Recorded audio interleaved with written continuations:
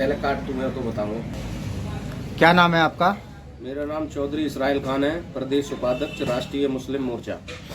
आज जो 26 जनवरी है, 26 जनवरी को क्यों मनाते हैं और क्या इसके पीछे क्या रहस्य है? 26 जनवरी 1950 को देश का संविधान अमल में लाया गया।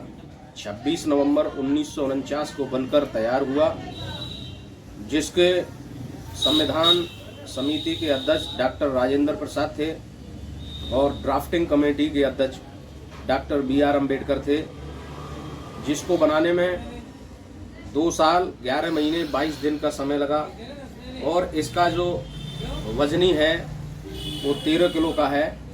तो मैं आपको एक बात बता देना चाहता हूं कि आज 26 जनवरी बनाने के पीछे जो मकसद है, जो कारण है, वो कारण ये है कि 26 जनवरी 1950 से पहले 650 संस्थानिक राजाओं का राज हुआ करता था। ऐसा कह सकते हैं आपके रानी के पेट से राजा पैदा हुआ करता था और राजा महल से पैदा हुआ करता था और राजा को अपना उत्तराधिकारी चुनने का अधिकार हुआ करता था।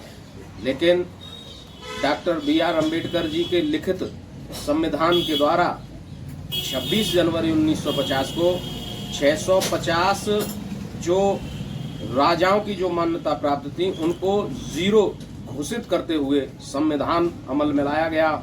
और संविधान अमल में आने के बाद ये हुआ कि रानी के पेट से बच्चा तो पैदा होगा लेकिन वो राजा पैदा नहीं होगा।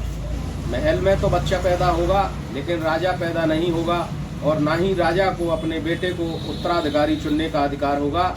यानी कि अब राजा झोंपड़ी से पैदा होगा, झुग्गियों से पैदा होगा और राजा आपके वोट से पैदा होगा। आज 26 जनवरी 1950 को ये प्रदत्त अधिकार भारत की प्रजासत्ता को प्राप्त हुए, जो कि 26 जनवरी 1950 से पहले इस देश के नागरिकों के पास ये अधिकार नहीं थे।